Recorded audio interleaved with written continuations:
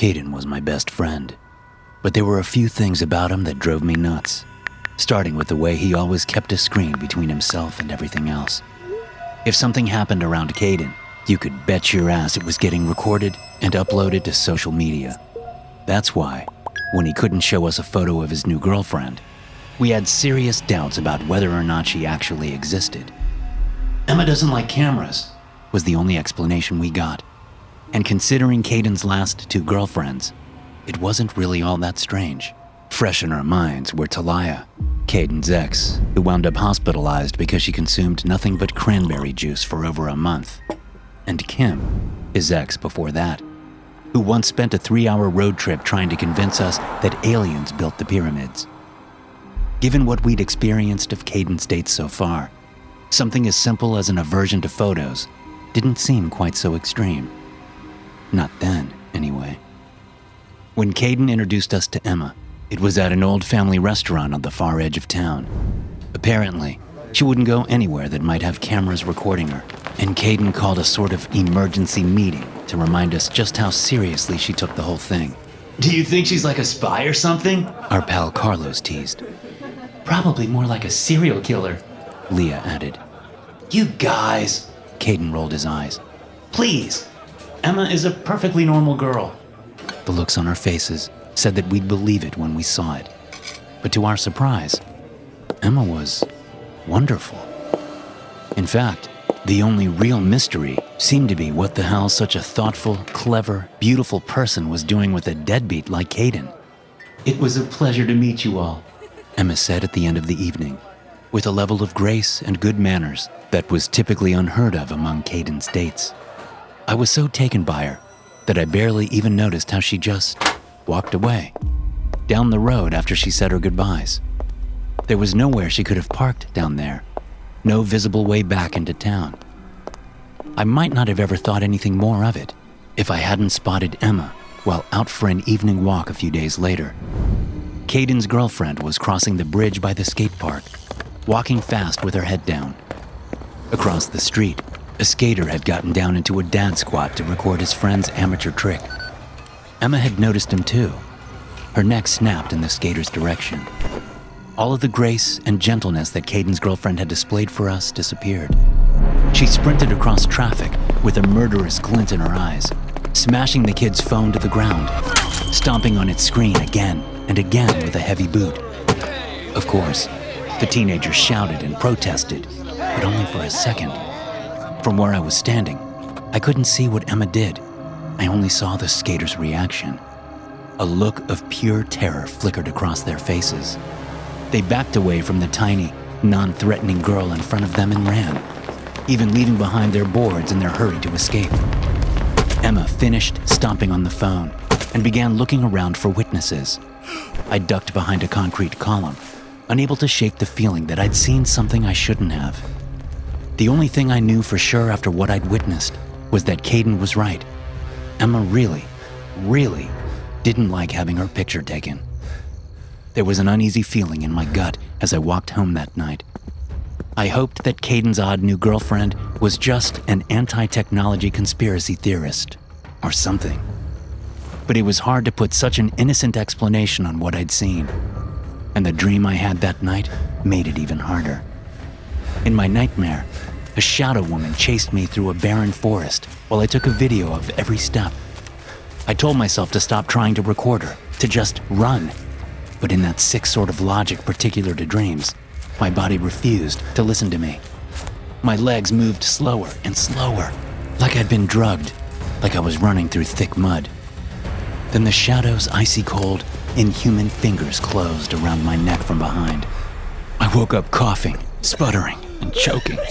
Maybe that nightmare was what made me less than enthusiastic when Caden suggested that we go for a hike with Emma and her friends.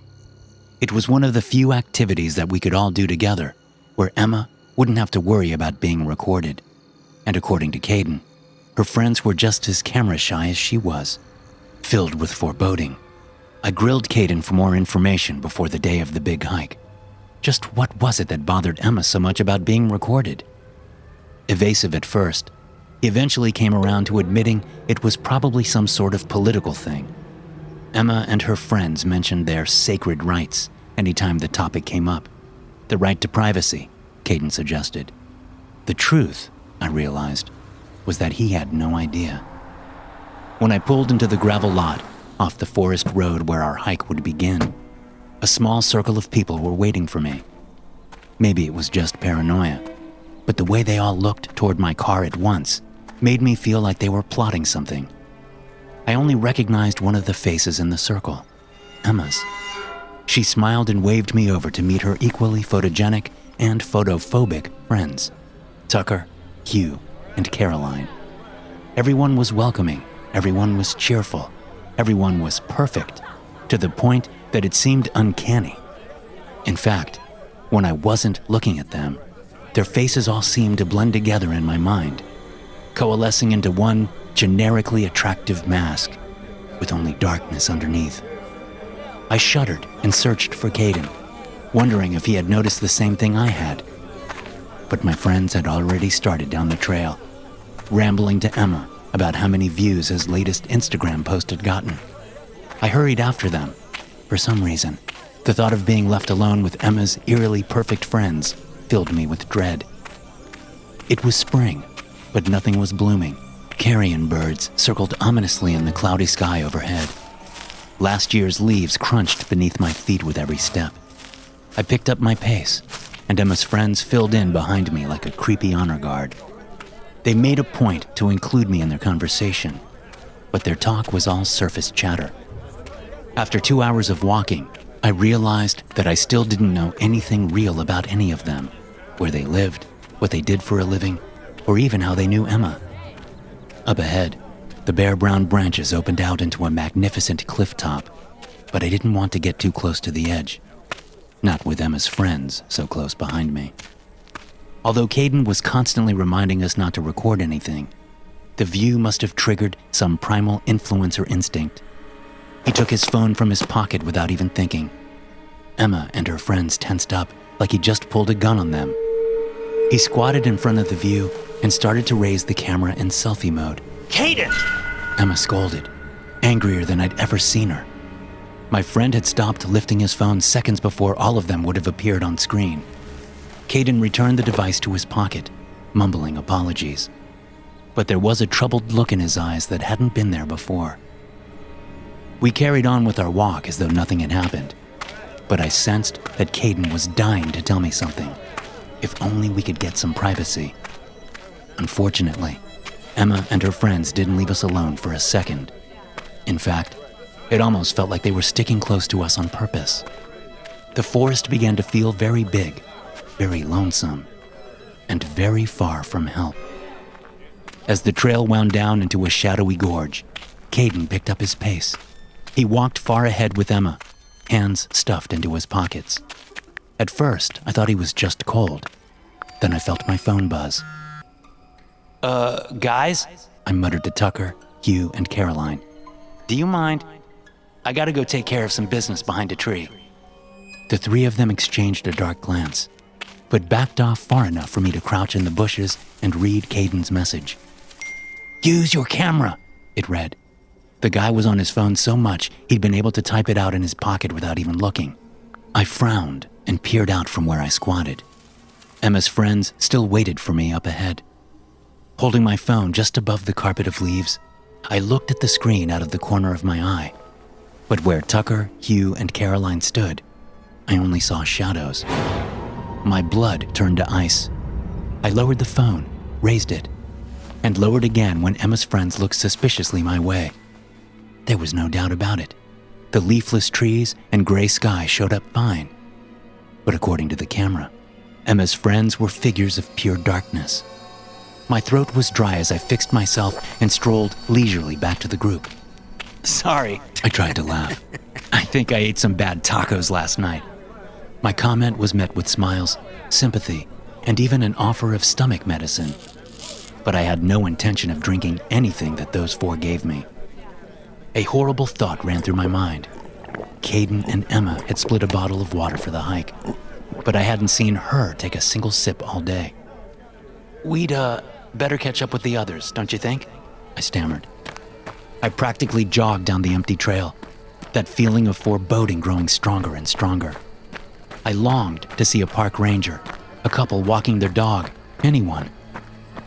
But between the grim weather and the remoteness of the spot, there wasn't a soul to be found. I suddenly wondered if that was intentional. I finally spotted Caden up ahead. He was leaning on a tree beside an overgrown path, with a dazed expression on his pale face. "What's up?" I panted. Caden lurched forward like he was about to puke on his shoes. "Caden isn't feeling well," Emma spoke for him. "There's a shortcut here that leads back to the cars. I was thinking we ought to take it, don't you? Don't worry, we've been down it before, so we know where it goes." The narrow dirt track wove down among murky cliffs. We've been down it before. We know where it goes. I didn't doubt any of that.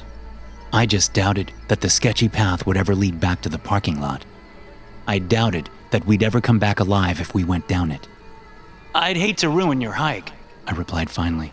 "I'll just help him back to the car myself." "We'll all go," Emma's friend Hugh cut in.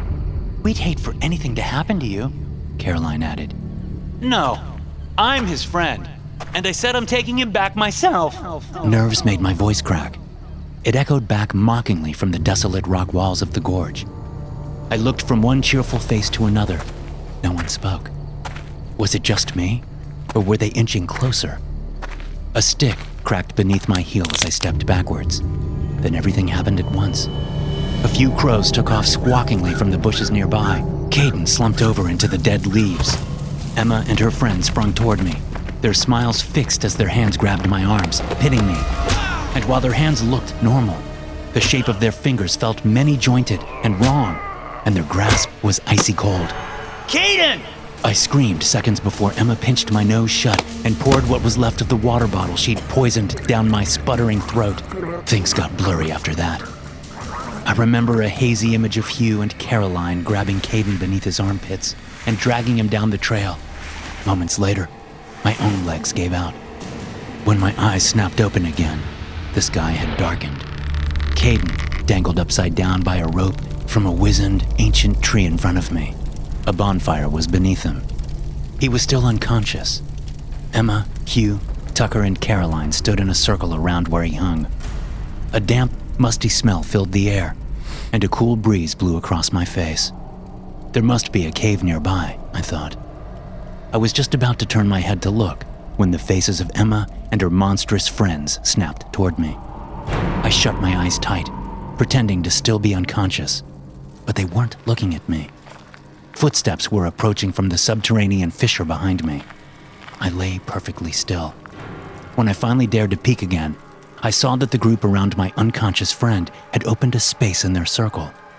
I couldn't see the thing that occupied it, but I could see the twisted, semi-human shadow that it cast in the fire's light.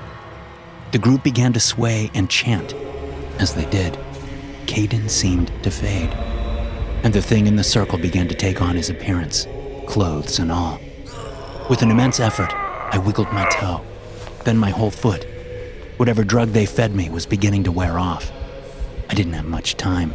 Soon their ritual would be complete, and they'd turn to me. Then it would be my turn to hang helplessly upside down from a tree, while a living shadow walked out of that cave to steal my appearance and my life.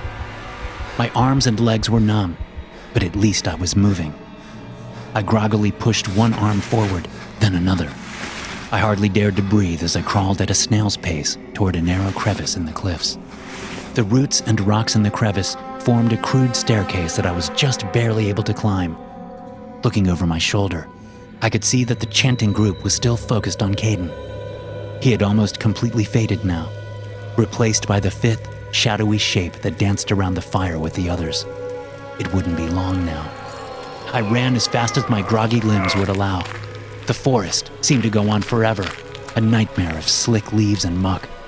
As I fled, I couldn't help but imagine those icy hands from my dream closing around my neck. Suddenly, there were bright lights behind me and a horrible screeching sound. Someone cursed. A late-night factory worker leaned out the window of her beat-up truck, shaking a fist at me. I was so frightened and disoriented that I hadn't even realized I'd finally found the road. She must have seen the terror in my face, because she waved me over and offered me a ride to the police station. Sitting in the interrogation room, wrapped in a blanket with a warm cup of coffee in my hand, I invented a story about how my friend Caden got lost while hiking. Fear and whatever poison I'd been given still pounded through my veins, but I at least had the sense to know that, if Caden showed up dead, I didn't want to be known to the cops as the crazy guy who wandered out in the night babbling about drugs and shadow people. Of course, Caden didn't show up dead, although it might have been better if he had. He walked out of the woods a few days later, perfectly healthy, with a big smile on his face and a newfound hatred of cameras. Thanks for listening. If you enjoy these stories, be sure to subscribe to the podcast and check out some more of my episodes here.